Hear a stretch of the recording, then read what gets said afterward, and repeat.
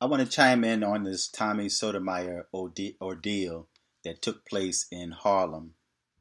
Um, nobody would have ever known that Tommy was sucker punched if Tommy Sotomayor did not broadcast it himself.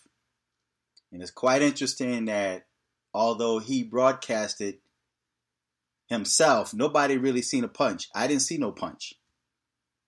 We're only going by what Tommy said. But yet, all of his haters are stretching the truth of what Tommy said. Now, I'm hearing people say he was punched in the face. Well, Tommy said he was punched in the face. I'm hearing people say that Tommy was punched in the mouth. I'm hearing that Tommy was beat up. All of this nonsense is insane to me. Now, I'm not going to put this on the black conscious community as a whole, because I really don't think true black conscious folks would have done that. When Tommy Sotomayor was broadcasting in Harlem, I have to say that I was surprised. But I'm not surprised at what went down. I was expecting that to happen a lot sooner. When he first walked and he was looking for Sa Neter, and I think he saw Hassar, and he said he's right across the street there. At that moment, I felt that maybe something was going to go down. But when he walked up into that event that Sa Neter had going on, Tommy Sotomayor received nothing but love and respect. Now, there might have been one or two people that walked up, and while they were talking to him, they had that body language, they had that look in their eye, like they might have wanted to do something to him. But they were so, quote unquote, starstruck that they didn't. But they showed him love. And they invited him back to an event. Now, when Tommy was walking down in Times Square, and these dudes started coming out of nowhere to meet him, there were maybe one or two in the group that had that energy, had that look on their face when his back was turned. And I thought that at that time they were going to do something to him. But I guess apparently it didn't happen. But one thing you have to understand, that this is New York. Now, I'm not putting New York on a pedestal because I'm a New Yorker. I'm not doing that. But I think there's a lot of people that's on the outside that don't really understand New York. There's New Yorkers that live upstate New York and downstate that really don't understand New York City. They don't understand the energy of New York. So you got people that come in there and they watch too much TV, and they come in there and they just think that they can try to run New York. They think they can do. I've seen people do some of the stupidest things when they come to New York.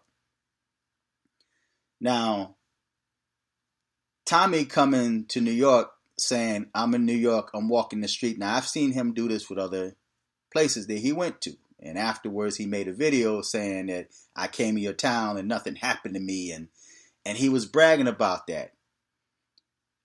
I cringe whenever I hear him say that. Because I respect the brother.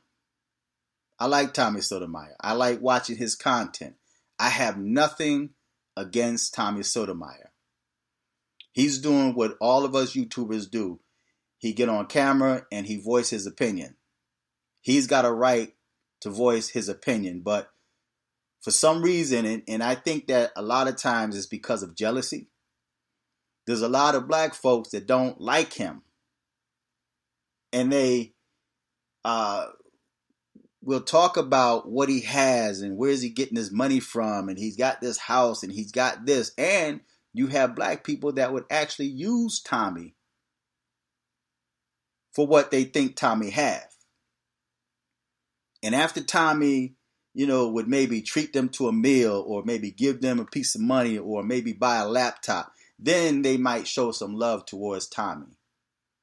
But then you have those that would, after receiving those gifts from him, would turn their backs on him. Now, at this event where Tommy was allegedly attacked, and again, I didn't see Tommy get hit. Nobody saw Tommy get hit. Maybe the people that were there saw him get hit. All right? But Tommy said he was hit in the face. For the dudes that did it, you got to realize these dudes, he came with his boys. He didn't come by himself. And when dude walked up, he had a red shirt on and he was pretending like he was looking at his phone. At the same time, he was eyeing Tommy. When Tommy was, bending over, I guess putting his equipment up, dude had a look in his eyes and his body language. I just knew at that point this dude was going to cold cock him. So then he started addressing issues that he, I guess, felt he had against Tommy. A video that Tommy made a while ago when the female ran into his car. That had nothing to do with anybody but Tommy and that female. But for some reason, you got dudes out there, man, that took that personal. You had females that took that personal because they don't like Tommy Sotomayor. And so a lot of confusion happened. Now, I don't know why the cameraman decided to lower the camera. To me, it's almost like the cameraman saw what was about to happen. Me being a photographer, I see everything. I see everything. So for this dude, man, to lower the camera at an important time, it makes me wonder if he wasn't hoping that this went down. And maybe I'm putting this the wrong way, but it just seems quite strange that the cameraman did not get that footage. It showed where this dude with the red shirt walked up, and then there's a lot of confusion, and then everything was blocked out. You could hear, but you couldn't see. And then all of a sudden it's like, really? You hit me in my face? And people took that and ran with it. Now, I think the dudes that did that were punks. See, because he didn't come by himself, and he had to sideswipe him. He had to sneak my man. He couldn't deal head up with the dude. And they were really going to do, they really had motive and intentions of doing Tommy wrong if they had gotten him outside. And Tommy sensed that. Hence, that's why he more than likely called the police. But again, you got to understand New York, right? You can call the police, but it doesn't mean that the police is gonna help you out. So it's almost like you basically on your own. But them dudes had motive and intent to do Tommy Sotomayor wrong. Now, Brother Reggie, Red Pill, Sankofa, Sarnetta, them brothers, I don't think they had anything to do with that. They showed Tommy love, man. In spite of what Tommy preached about, and in spite of what they disagree with him about, they weren't there to do him no harm. And you can hear them saying, like, look, not here, man, not here. This is Sarnetta's event, man. Don't do this. And Brother Reggie was one of the ones that escorted Tommy outside. When Tommy was getting ready to go outside, was saying the police is outside. Brother Reggie was like, nah, don't go out there. Stay here. They was looking out for Tommy. But one thing I would say about Tommy, though, man, listen, bro, you can't go from city to city, man. And like now you in Chicago and you went with that same mentality, man, saying, I'm in Chicago now. Come on down. You can't invite people to trouble, man. You can't. If you don't understand the energy of Chicago or New York, don't do that, man. I think you need to change, brother, the way you move. See, you move in a position, you move in a way, man, where you making it you making it quite easy, man, for people to have access to you. People that don't like you, people that's jealous of you for whatever reason. You're giving them access to you. But why would you do that? It's almost like you're inviting trouble to yourself, bruh. And I would hate to hear that something bad happened to you that could have been prevented from happening if you just change. And I'm not saying be scared. I'm not saying, sneak around like a church mouse or whatever, be quiet. I'm not saying that. I'm not saying that at all, man. But it's almost like you're inviting trouble to yourself for views. Now, I personally don't know if you really got hit because I didn't see it. The camera was down. And I didn't see you get hit.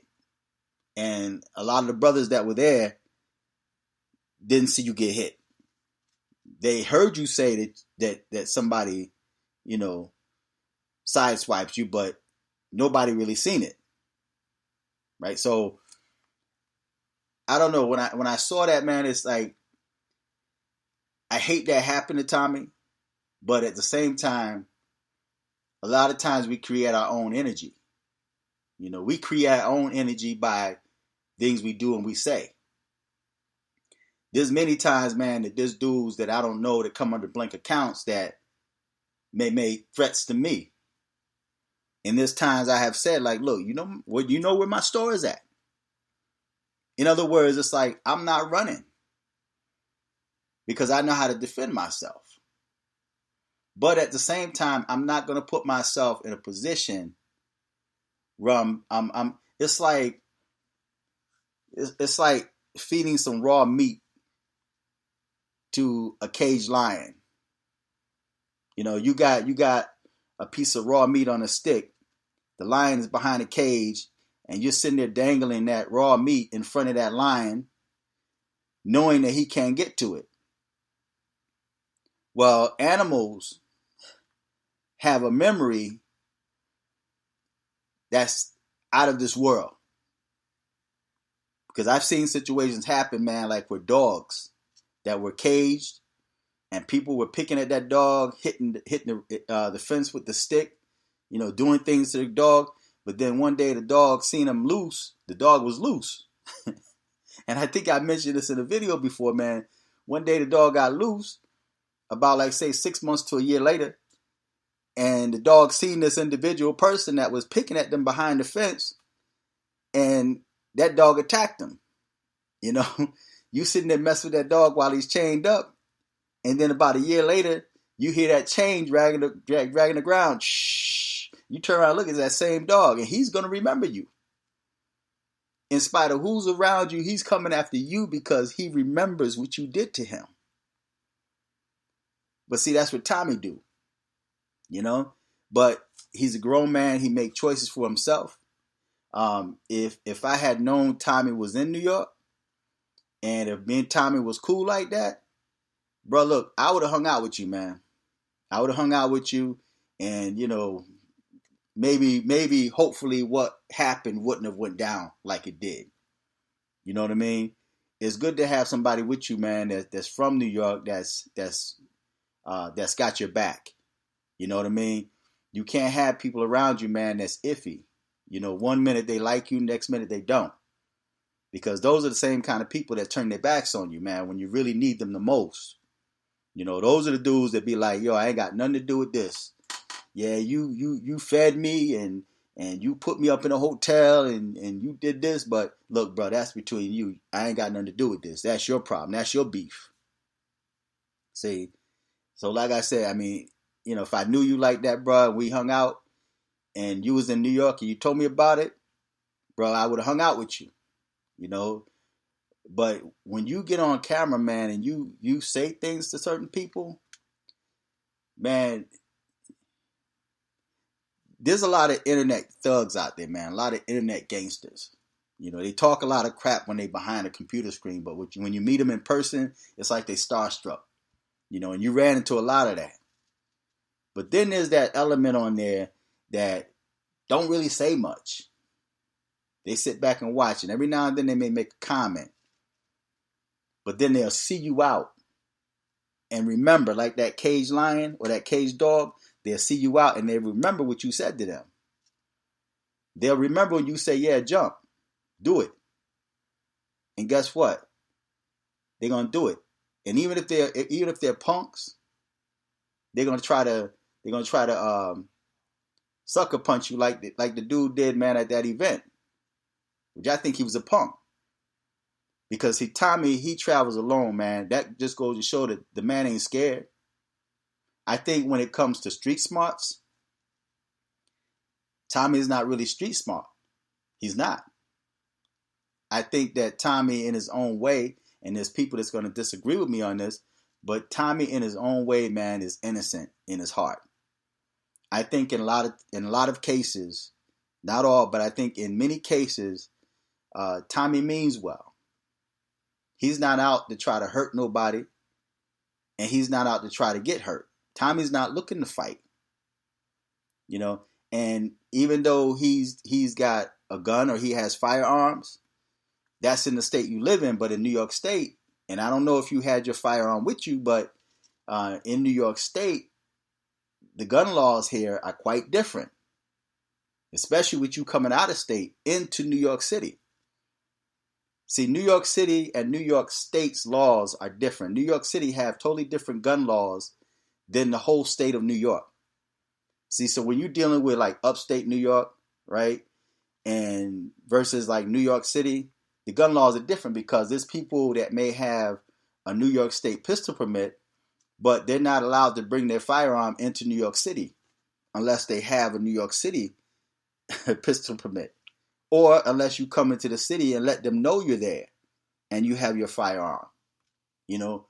But the gun laws are different. So even if you had a firearm with you, right, which if you did, I don't know how you got through the airport with it, right? So, bro, you got to learn, you got to move different, bro, you know. And like I said, I think Tommy means well in a lot of things that he do and say.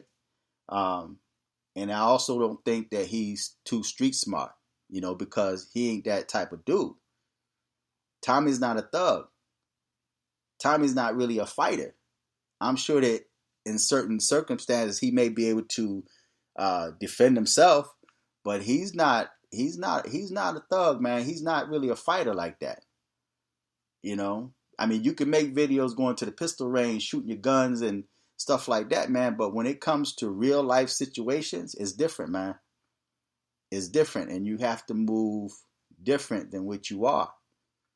You know, you broadcast everything, man. I personally wouldn't do that. Because when you're in a town, man, or a city, man, where you made enemies with people that you don't know, that you've never seen before, and you're saying like, yes, I'm here and this is where I'm at, you giving them free access to you, bro. You giving them free access. You know, so I travel too, man, and like I said, I don't broadcast every place I go. I just don't do that. I don't do that, you know, so there has to be, you know, some type of wisdom, man, some sort of wisdom in what you do. And again, you're a grown man, you make choices for yourself, right? I like your content. I have nothing against you. The things you talk about is true, and people are going to get mad at the truth. People hate the truth. They don't want to hear the truth about themselves. People want to exist in their own ignorance. You know, they don't want you to tell them to change. You know, they love falsehood, man. They love lies. They love living that lie. So whenever you speak truth, man, you're going to have people that's going to come against you. Right? But at the same time, you don't sit there and dangle that raw piece of flesh in front of them, knowing that they're bloodthirsty. Because you have a lot of bloodthirsty black folk out there, man. And that's why, you know, the crime rate is so high within the black community. You see, you got punks, man, that will come at you, you know, but yet George Zimmerman did the same thing. He was going different places and he was walking out in public. A lot of people making threats. A lot of blacks were making threats at George Zimmerman. But George Zimmerman is still alive. Nobody approached George Zimmerman. You know why? Because George Zimmerman let you know straight up when he killed Trayvon Martin, he let you know straight up, I would take your life. And brothers know that. They know that if they go at George Zimmerman, he will shoot them. And more than likely, he will get away with it. So they fear George Zimmerman. But somebody like Tommy Sotomayor, that's not a street dude, that's walking. Tommy got one of the most kindest hearts, man. I mean, this is a giving brother, man. He gives out of his heart, man. When he gives out of his heart. A lot of times he broadcasts it, but he gives out of his heart. You know? And, I mean, who can hate that? The only person that can hate on a brother like Tommy Sotomayor is a hater themselves. You know, so, I don't know. I just think that what went down shouldn't have went down. But at the same time, and that event that was going on, I don't think that was an event that was there to set him up. I just think that when Tommy Sotomayor broadcasted where he was going to be, you got some people that's watching your videos that's saying, oh, he here? And that's where he's going to be at? And they made sure that they be there. And when they saw you walk in, okay, there you go. There we go. Yeah, I remember when he had that raw piece of flesh dangling, and I was behind the cage of the computer screen. Now it's my chance to get him. But yet I can't get him by myself, so I got to have my boys or somebody else to do it because I'm a punk. See, that's how they think. They couldn't come at you straight up. See, they had to wait till you turn your back. But in a way, you invited that. Because you told him to do what he want to do. Do it. Do what you're going to do. You in Harlem, man. And I'm going to close this video out. There was this brother, man, that came to New York one day, right? And he wanted to go shopping, right? So I'm taking him around, man, you know, and we hop in the train, man. He was in Brooklyn, right? And then I took him down to Harlem, and this brother started doing some crazy things, man. You know, he was jumping the turnstile. He was taking his money out, cashing it and counting it in public and just trying to act like a thug, doing crazy things. And I said, yo, bro, you don't know where you at, man. Do you know where you are? Do you know where you are, man? You can't be doing that here. I'm this. And he started throwing these crazy, and he's not even a gangbanger, but he throwing these crazy gang-banging signs. He thought he was. And I'm like, yo, bro, I ain't with you, man. You know, you don't know where you at, man. You can't be doing that around here. Until a subway cop got him, you know, and then he was crying and pleading, talking about, oh, I'm not from here, right? But see, he didn't want to listen, right? So you got to recognize, brother, where you at, man. You got to respect where you at, right? You got to listen. When I go to Chicago, man, to visit my sister, when I go to visit my family, bro, like, it's like I'm home anyway, because, you know, I'm used to being in Chicago, right? But I don't go there acting foolish, talking about I'm from New York, you know, trying to throw New York weight around. I can't do that in Chicago. That's a totally different animal. Same thing if I were to go down to California to visit my family there. You know, I can't go into Inglewood or Compton talking about, I'm from New York. Yeah, so what's up? You know, I can't do that there. It's a totally different vibe, man. You know, so you got to respect where you go at, bro. Right now, you in Chicago. See, I should know where you are right now. I should know your moves. You know, but you put your moves out there, man. You make yourself easy access, man. You make it too easy for people that don't like you, that's jealous of you, to get to you. Doesn't make sense. So that's my take on it. I just think that was a punk move on them dudes, man, that decided to sucker punch him, man. That was a punk move. You know, you had to wait till the man turned his back to hit the man, you know? And the thing about it is, if Tommy was hit, because like I said, we didn't see no hit, we didn't see no punch. So I can't run with that, right? I didn't see no punch. Nobody saw a punch except for the people that was there, right? Or the person that allegedly punched him, right? But the only person that said they were hit was Tommy. Nobody else saw it, all right? So feedback, tell me what you think. Subscribe to Fearless J 1111 on Facebook. I'm sorry, Fearless J 1111 on YouTube and Fearless J 1111 on Twitter. Until next time. Oh, and I'm on what is that thing? Instagram. I am fearless 2005.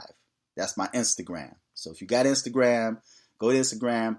I am fearless 2005, all one word. Until next time, I'm fearless.